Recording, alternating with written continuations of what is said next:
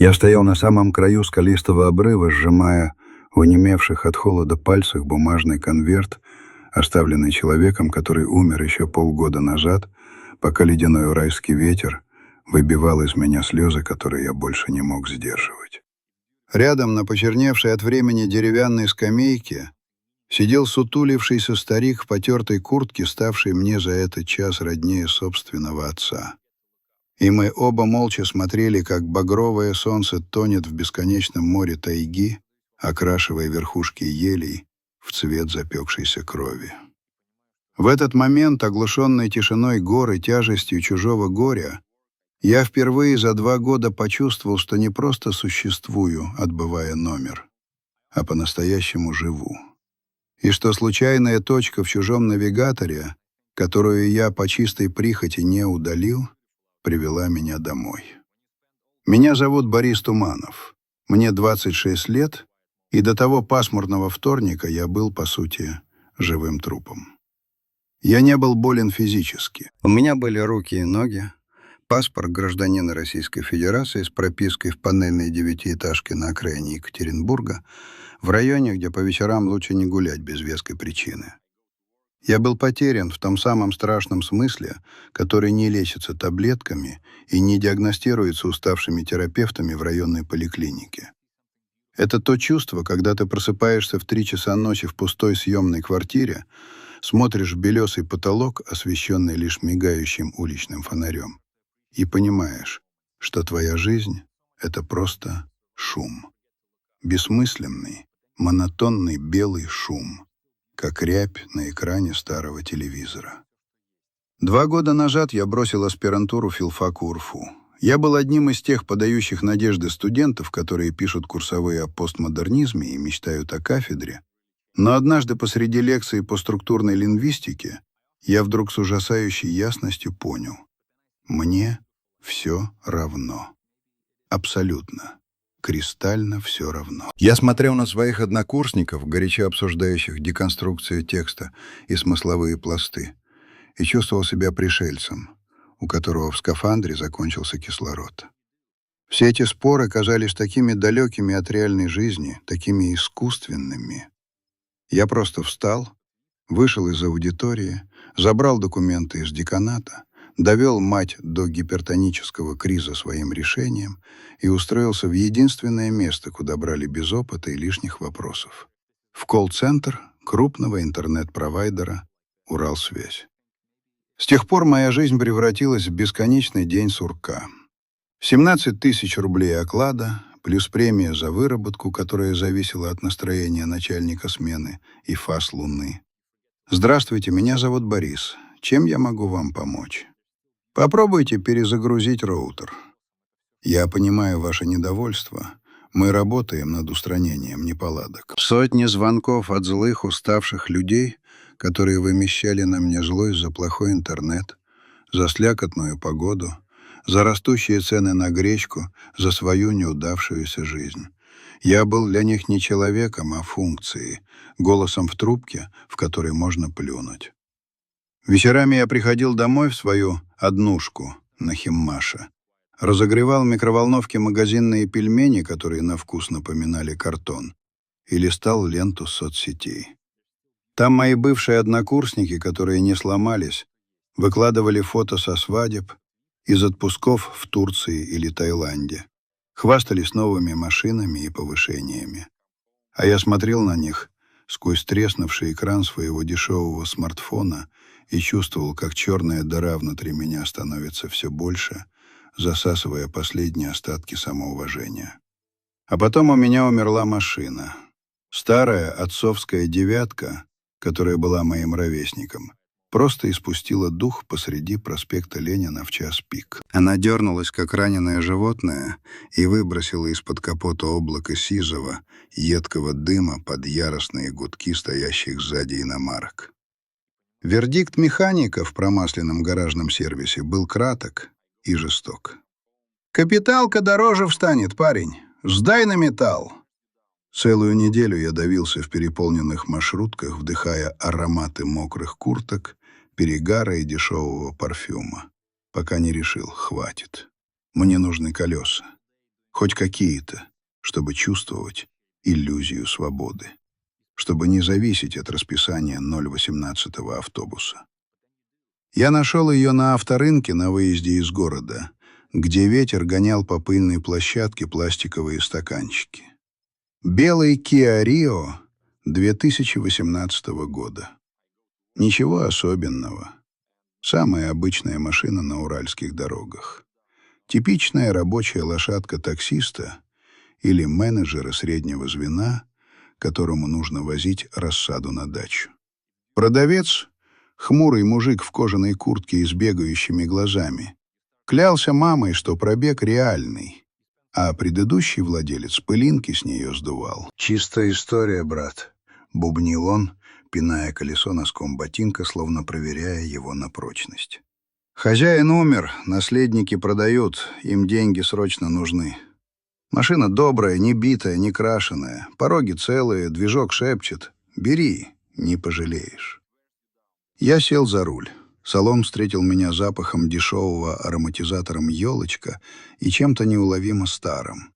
Может быть, пылью, въевшейся в обивку сидений. Но двигатель действительно завелся с полоборота, заурчал ровно и уверенно. Я подписал договор купли-продажи, отдал почти все свои скудные сбережения, накопленные за 2 года рабства в колл-центре, и поехал домой.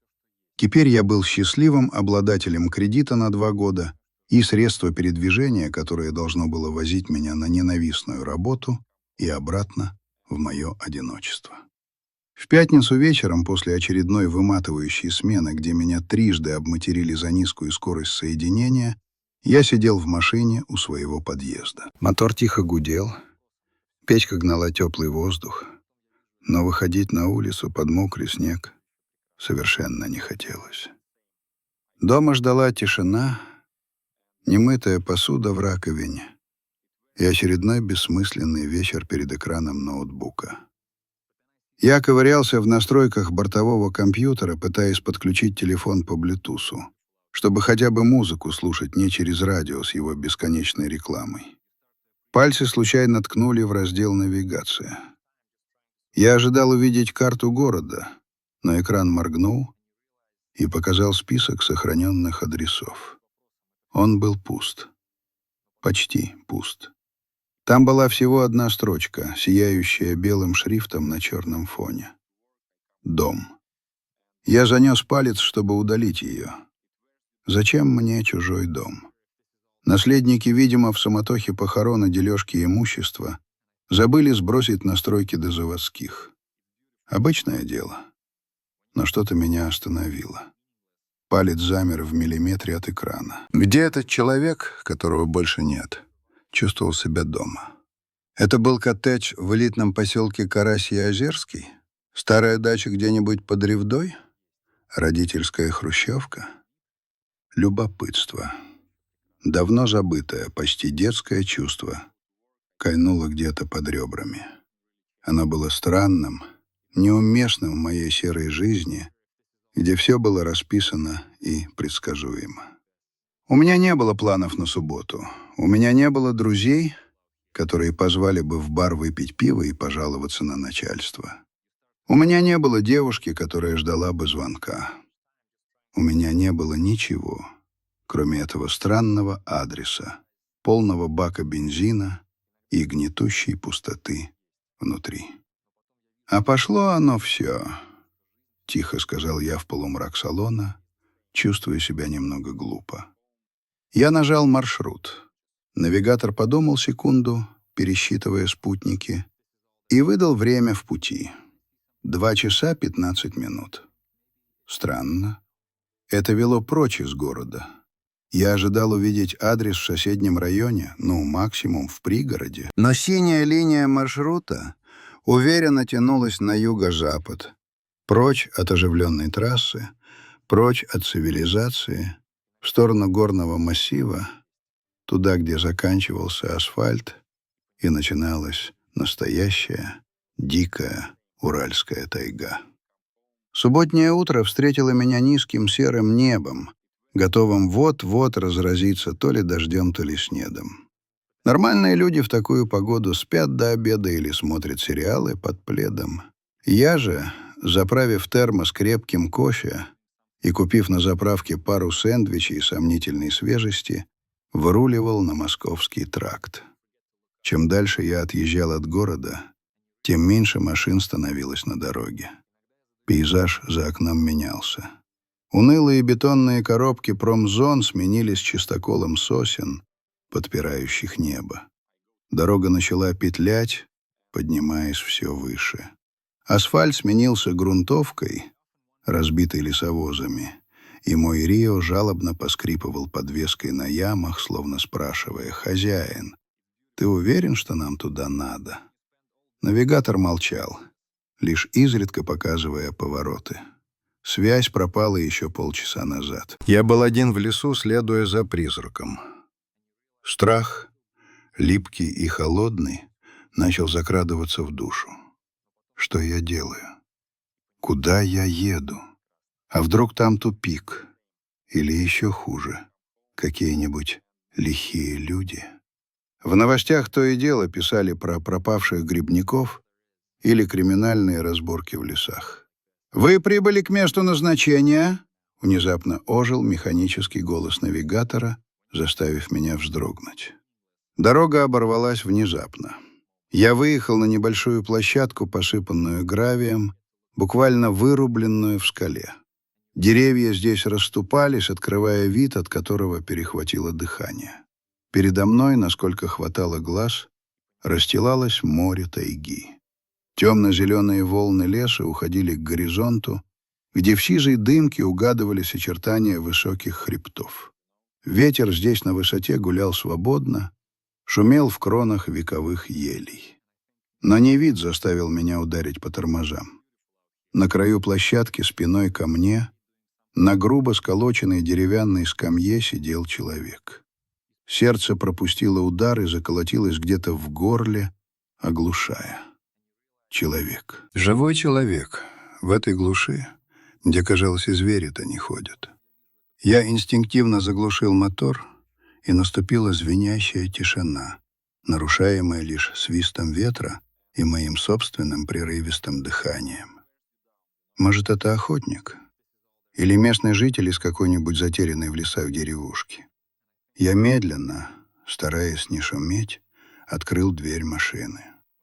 Мужчина на скамейке не шелохнулся. Он был одет в старую, высветшую брезентовую куртку из тех, что носили геологи или лесорубы, и в простую вязаную шапку, натянутую почти на самые брови.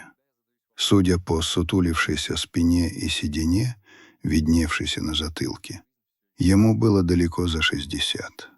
Он сидел совершенно неподвижно, положив на колени большие узловатые рабочие руки, и смотрел куда-то вдаль, за линию горизонта, словно пытался разглядеть что-то, видимое лишь ему одному. Я откашлялся, чувствуя себя невероятно неловко, как будто вторгся в чужой храм. «Здравствуйте». Мой голос прозвучал хрипло и неуверенно. Фигура на скамейке вздрогнула, будто очнувшись от глубокого сна. Он медленно, с каким-то усилием повернул голову. Я увидел лицо, испещренное глубокими морщинами, как кора старого дерева, и глаза, выцветшие, светло-голубые, полные такой вселенской невыносимой тоски, что мне стало не по себе. Он смотрел не на меня, а мимо, на мою машину, стоявшую чуть позади. Его губы дрогнули, и он произнес одно единственное слово, которое ветер почти унес прочь. Но я расслышал его отчетливо. «Приехал». Он сказал это не как вопрос, а как констатацию факта, которого он долго, очень долго ждал.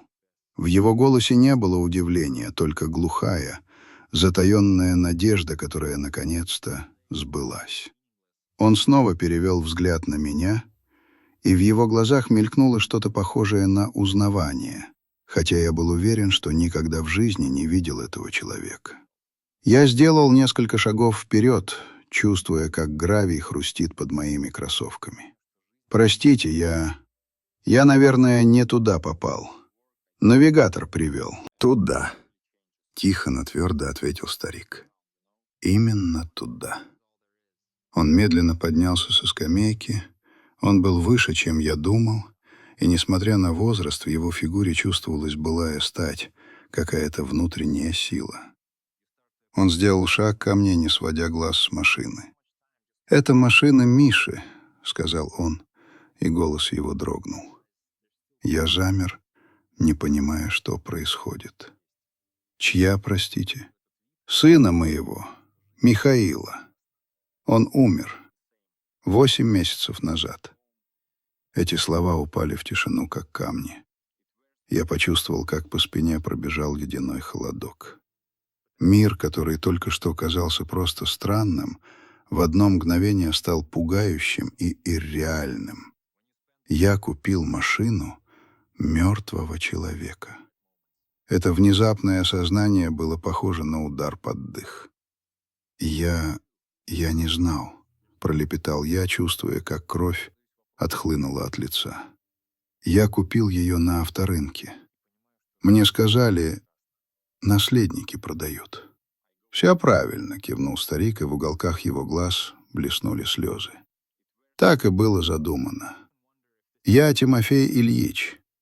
А тебя как звать?» «Борис», — выдавил я. «Борис Туманов». «Тимофей Ильич, я не понимаю, что происходит. Я просто нашел в навигаторе адрес «Дом» и поехал из любопытства». На его морщинистом лице появилась слабая, печальная улыбка. Вот на это Мишка и надеялся, на любопытство. Он говорил: «Пап, если машину купит правильный человек, он обязательно приедет не из-за чего-то, а просто так, потому что ему будет интересно». Он просил меня ждать здесь каждую субботу. Я опустился на край скамейки, чувствуя, как подкашиваются ноги. Мозг отказывался верить в происходящее. Это было похоже на сюжет какого-то мистического фильма, а не на реальность. Умирающий сын программирует навигатор и просит отца ждать на заброшенном утесе незнакомца, который, возможно, никогда и не приедет. «Зачем?» «Зачем?» — спросил я вслух, озвучив свой главный вопрос. Тимофей Ильич сел рядом. От него пахло лесом, дымом костра и чем-то еще, горьким, как полынь. «Сядь, Борис, посиди со мной. Я расскажу тебе про сына». И он начал рассказывать. Его голос был тихим, ровным, почти бесцветным, будто он повторял эту историю сотни раз, прокручивая ее в своей голове снова и снова. Михаилу было 32, когда он умер, рак легких. Не курил ни дня своей жизни, занимался спортом, ходил в горы, но болезнь не выбирает. Когда ее обнаружили, было уже поздно, метастазы по всему телу. Врачи давали ему год, он продержался 11 месяцев. «Он был фотографом», — говорил Тимофей Ильич, глядя куда-то вдаль на синие хребты. «Пейзажистом. Весь Урал объездил, на Алтай мотался, на Байкал. Говорил, что нигде нет такой красоты, как у нас. Мы с ним вдвоем остались, когда мать его померла. Ему тогда 12 было.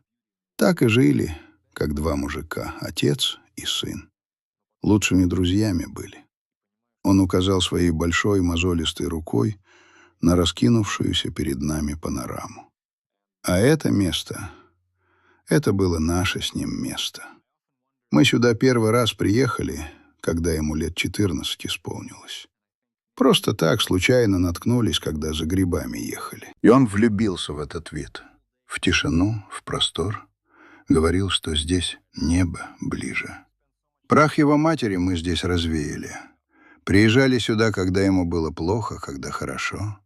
Когда он школу закончил, когда из армии вернулся, когда первую свою выставку устроил. Мы просто садились на эту скамейку и молчали часами, смотрели на закат. Слова были не нужны. Он замолчал, и я услышал, как он с шумом втянул воздух. А когда он заболел, когда стало ясно, что все, конец, он уже не мог сюда ездить. Слаб был, из квартиры почти не выходил. Я помню, как он плакал однажды ночью, как ребенок. Говорил: «Пап, я бы все отдал, чтобы еще раз посидеть на нашей скамейке, посмотреть на наш закат. А я ничего не мог сделать. Ничего». Я почувствовал, как к горлу подступил ком. Я никогда не знал этого Михаила, но его боль, переданная через скорбящего отца, стала почти осязаемой. «А за пару недель до смерти он подозвал меня и рассказал про свою затею», — продолжил Тимофей Ильич. «Про навигатор этот, про адрес. Сказал, что это его последний проект. Акт веры, так он это назвал. Что если во Вселенной есть хоть какой-то смысл, то его машина попадет к человеку, который ищет, который еще не зачерствел душой, которому интересно жить. И этот человек приедет сюда». Я сидел оглушенный этим рассказом. Это было слишком. Слишком невероятно, слишком больно, слишком правильно. Словно недостающий кусок пазла, о существовании которого я и не подозревал, вдруг встал на свое место. Но зачем все это? Почему я? Тимофей Ильич повернулся ко мне, и его выцветшие глаза заглянули мне прямо в душу. Взгляд его был тяжелым, как уральский камень. Потому что Мишка верил, что случайных встреч не бывает. Он говорил: «Папа, тот, кто приедет, он ищет что-то. Может, сам не знает чего. Он потерялся. Будь рядом с ним. Расскажи ему нашу историю. Пусть он завершит мое путешествие. Пусть он посмотрит на наш закат за меня». Я сидел в полном молчании, пытаясь переварить услышанное. Умирающий человек запрограммировал навигатор в надежде, что его отец встретит на этом утесе совершенно незнакомого парня и расскажет ему эту историю. Это была какая-то запредельная, почти библейская притча о вере и связи между людьми. «Я сюда каждую субботу приезжаю с тех пор, как его не стало», — тихо сказал Тимофей Ильич. «Сажусь и жду. Чаще всего никто не приезжает. Бывает, туристы забредят, грибники. Но я жду. Я обещал ему. И вот сегодня приехал ты. Я чуть было не удалил этот адрес», — признался я шепотом. Подумал, просто ошибка. Но не удалил же. Поехал. Почему? Я задумался, пытаясь найти в своей серой, бессмысленной жизни причину этого импульсивного поступка. Не знаю. Любопытство. Скука. Просто нечего было делать в выходной. «Этого достаточно», — кивнул старик. «Этого более чем достаточно». Мишка знал, что человек, который следует за своим любопытством, даже самым малым, самым бессмысленным, это и есть тот самый правильный человек. Мы сидели молча, наверное, с полчаса. Ветер трепал мои волосы. Холод пробирался под куртку, но я не чувствовал его. Я смотрел на простирающийся передо мной лес и думал о своей жизни. О 2 годах, потраченных на пустоту. О 1000 часов, проведенных в ненавистном колл-центре. О чувстве тотального одиночества в 2-миллионном городе. «Так почему тебе было нечего делать в субботу, Борис?» — вдруг спросил Тимофей Ильич, нарушив тишину. Его вопрос был мягким, но бил в самое сердце. И меня прорвало. Я выложил ему все. Как незнакомому попутчику в поезде, которому можно рассказать то, чем боишься признаться даже самому себе.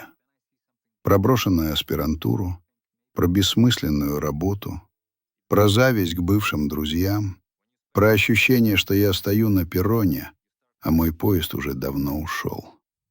Про то, как засыпаю и просыпаюсь с одним и тем же чувством, что я просто прожигаю кислород, что от моего существования в этом мире ничего не меняется. Он слушал молча, не перебивая, лишь изредка кивая. Его лицо было непроницаемым, но во взгляде я видел не жалость, а глубокое, мудрое понимание. «Ты потерялся», — сказал он, когда я закончил. «Похоже на то», — горько усмехнулся я. «Мишка тоже таким был», — неожиданно сказал он. «После университета. Закончил эконом-фак, потому что это практично. Устроился в какой-то банк, в ипотечный отдел, потому что это стабильно. И тихо умирал там от тоски. Приходил домой с серым лицом и смотрел в стену. Говорил, что чувствует себя винтиком в чужом механизме. «Что же изменилось?» — спросил я, подавшись вперед. «Он записался на курсы фотографии», — просто ответил Тимофей Ильич. «Просто так, для души. Купил на Авито старенький «Зенит», и что-то щелкнуло. Он вдруг понял, что всю жизнь пытался жить так, как надо, а не так, как хочется. Что он пытался соответствовать чужим ожиданиям. Он уволился из банка одним днем, к ужасу бабушки и дедушки. Купил рюкзак, палатку и уехал на Таганай на месяц. А потом его фотографии начали замечать. За следующие 10 лет он прожил больше, чем многие проживают за 80. Он был счастлив. По-настоящему. Тимофей Ильич повернулся и снова посмотрел мне в глаза. «Ты поехал 2 часа по незнакомой дороге в глушь, просто чтобы посмотреть, что значит для незнакомого человека слово «дом». Это не поступок человека, у которого внутри пустота, Борис. Это поступок человека, который ищет. Ищет чего? А вот это главный вопрос, не так ли?» Он усмехнулся. Мишка не знал, что ищет фотографию, пока не взял в руки камеру. Может, и ты не узнаешь, чего ищешь, пока не найдешь. Но то, что ты еще способен на такие поступки, на такие импульсы, это главное. Это и есть разница между существованием и жизнью. Солнце начало клониться к горизонту, окрашивая низкие серые облака в нежные персиковые тона. Воздух стал прозрачнее и холоднее. Тишина стала густой, почти осязаемой. Мы сидели и смотрели, как меняются краски неба. 2 совершенно чужих человека. Потерянный 26-летний парень и 70-летний старик, убитый горем. Объединенные волей и верой третьего, которого уже не было на этом свете. Когда последние лучи солнца погасли за дальними хребтами, Тимофей Ильич достал из внутреннего кармана своей брезентовой куртки старый пожелтевший почтовый конверт. «Мишка оставил это мне», — тихо сказал он. «Сказал отдать тому, кто приедет». Он писал его в последнюю неделю, когда сил хватало только на то, чтобы держать ручку. У меня задрожали руки, когда я взял конверт. Он был легким, почти невесомым, но я чувствовал его тяжесть, как будто держал в руках чью-то судьбу. Прошел год. В календаре это всего лишь 365 дней. 12 раз перевернуть страницу на стене. Но для человека, который еще недавно не видел смысла вставать по утрам, это была целая эпоха.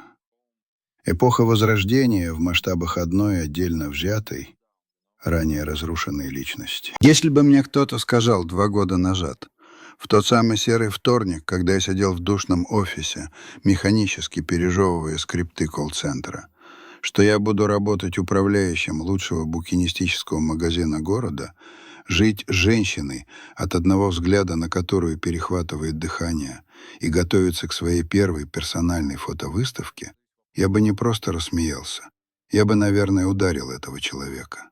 От бессилия, от злости, от невозможности поверить, что в моем черно-белом кино может появиться цветная пленка. Подготовка к выставке вымотала нас всех. Это была идея Гали. Она верила в мои снимки с той фанатичной, безоговорочной верой, на которую способны только любящие женщины. «Боря, это не просто красивые картинки», — убеждала она меня однажды вечером, когда я в 100-й раз порывался все отменить. Мы сидели на полу в нашей новой квартире, окруженные десятками пробных отпечатков. Это история. Посмотри на этот свет. Посмотри, как туман обнимает подножие скалы. В этом есть драма. Люди должны это увидеть. Я сопротивлялся. Синдром самозванца сидел во мне крепко, вцепившись когтями в подкорку. Кто я такой? Недоучка-филолог, бывший телефонный раб, парень, который случайно нажал на кнопку затвора.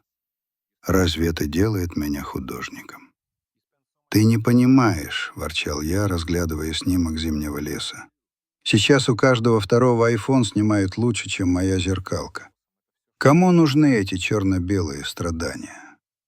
«Мне нужны», — твердо сказал Тимофей Ильич. Он сидел в старом кресле, которое мы перевезли из его квартиры, и пил чай с сушками. За этот год он сильно сдал физически. Годы брали свое. Артрит мучил его в сырую погоду. Но глаза его оставались молодыми. Теми самыми глазами, которые когда-то смотрели на мир через объектив его сына.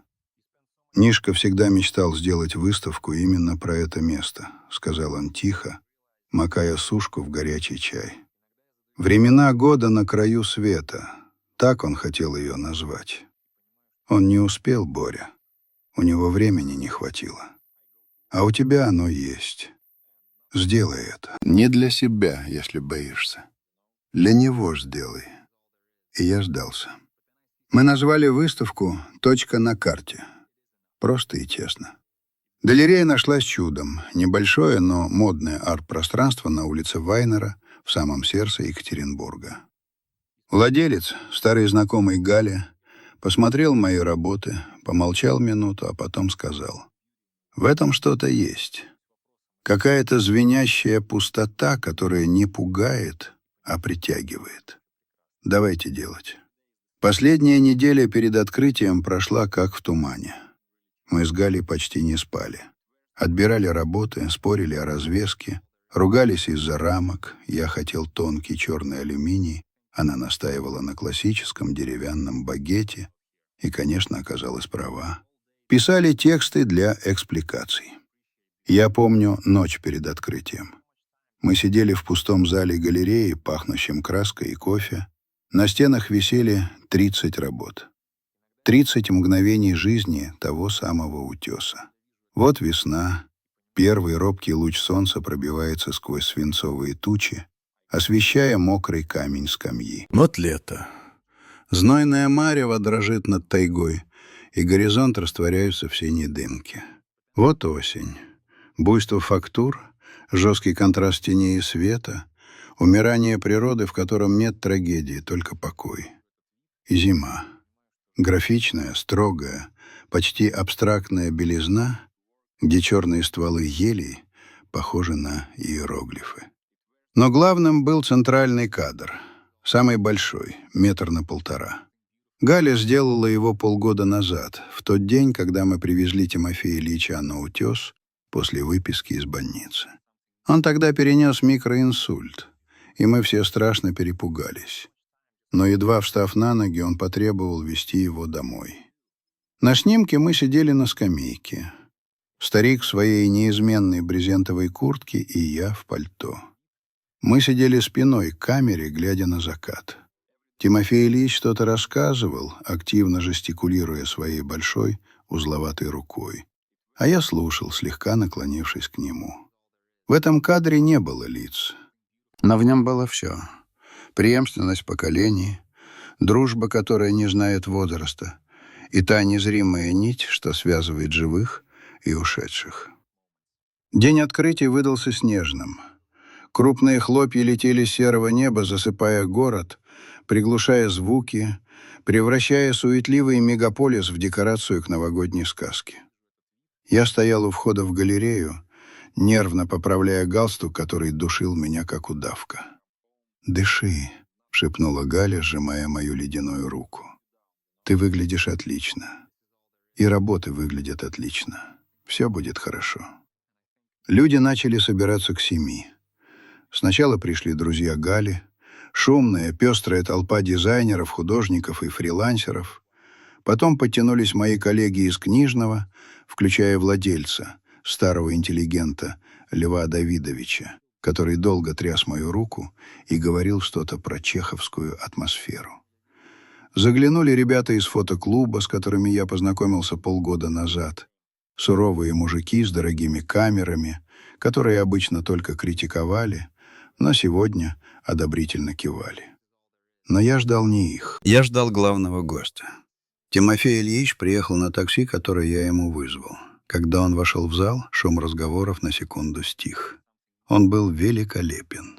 Впервые за все время нашего знакомства я видел его не в рабочей одежде, а в костюме. Это был старый, советского пошива, темно-синий костюм «тройка», который, видимо, висел в шкафу с каких-то очень торжественных времен.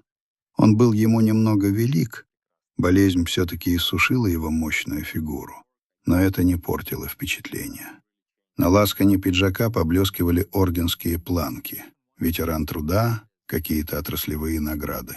Он был чисто выбрит, пах одеколоном «Шипр» и держался с достоинством старого генерала, принимающего парад.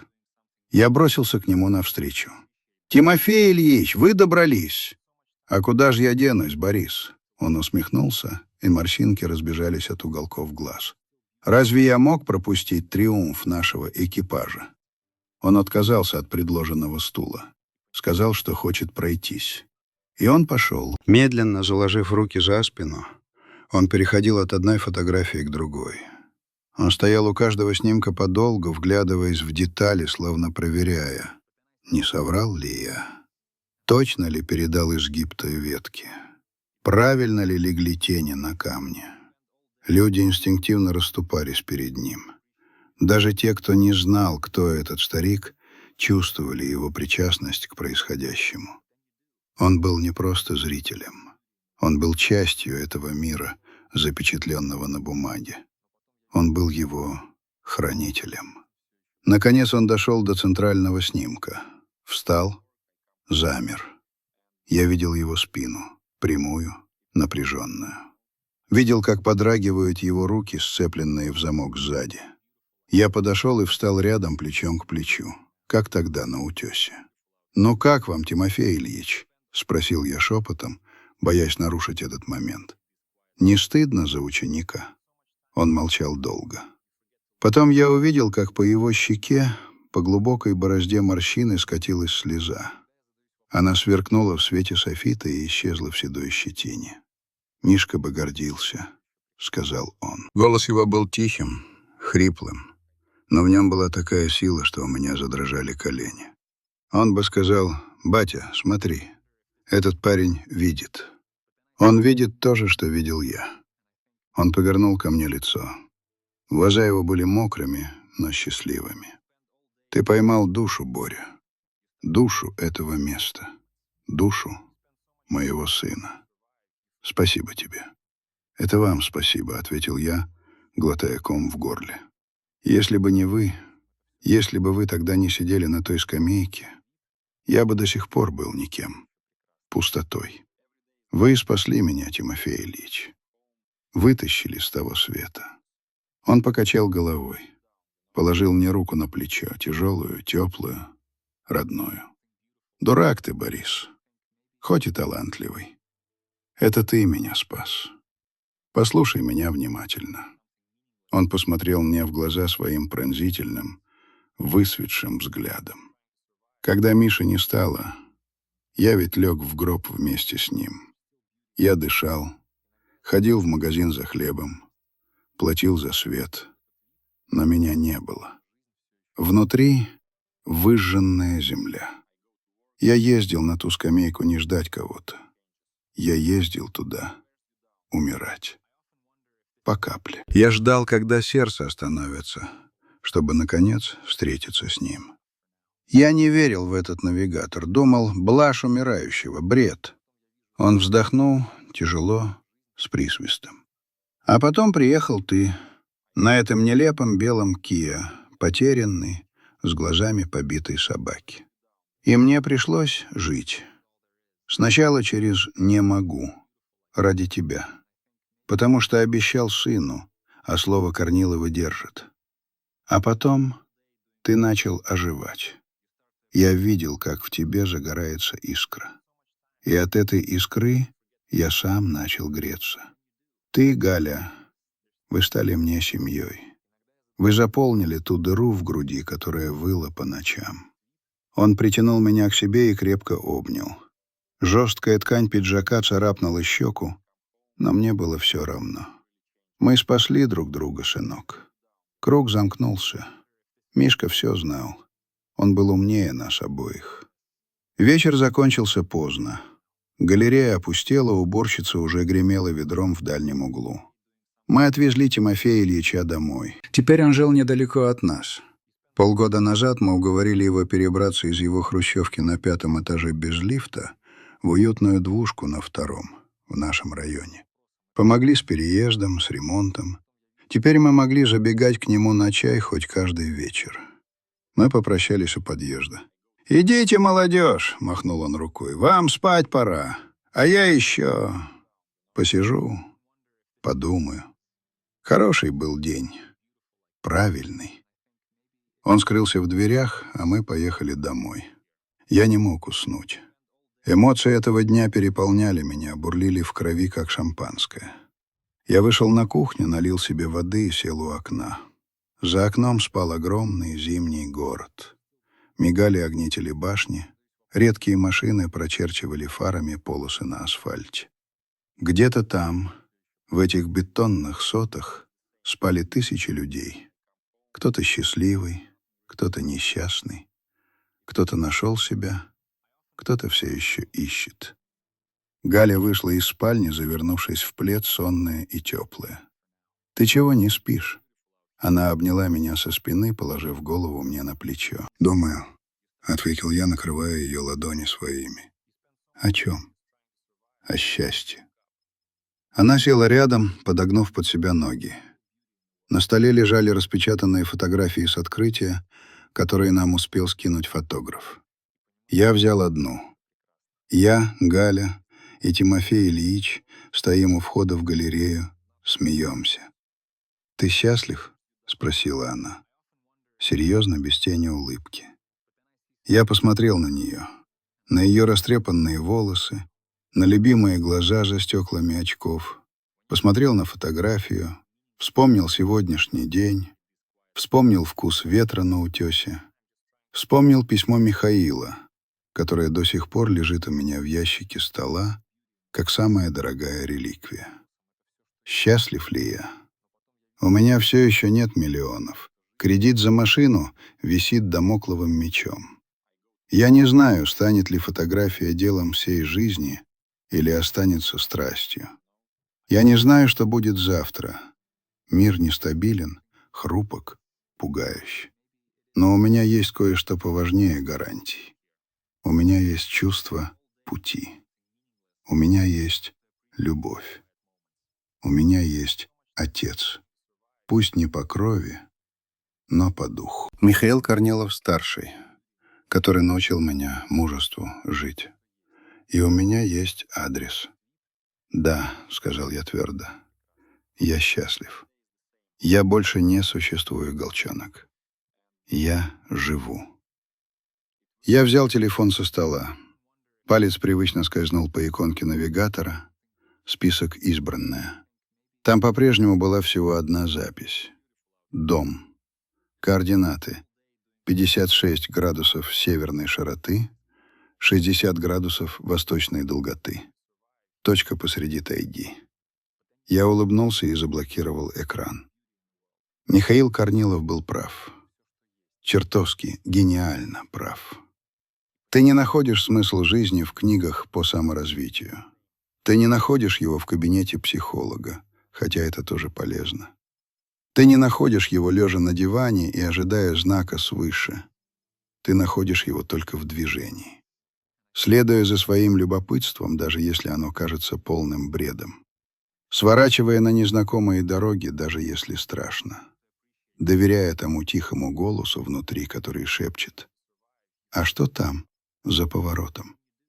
Иногда это приводит в тупик, и ты стоишь по колено в грязи, проклиная все на свете.